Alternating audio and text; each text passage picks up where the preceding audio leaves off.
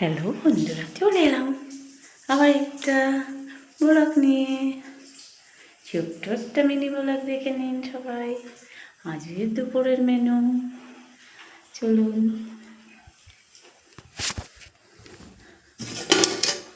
ভাত খাওয়া হচ্ছে সকালে, দেখে বোঝা যাচ্ছে।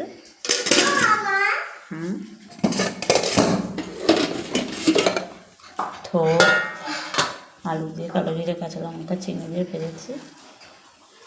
চিকেন কষা সকালে খাওয়া হচ্ছে, দেখেই বোঝা যাচ্ছে।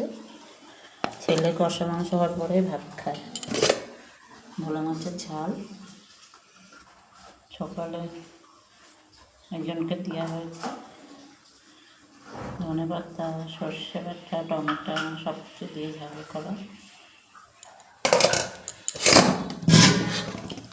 এই যে চিকেন, এটাও একজনকে দেওয়া হয়েছে, বুঝলেন, দেখে বোঝা যাচ্ছে।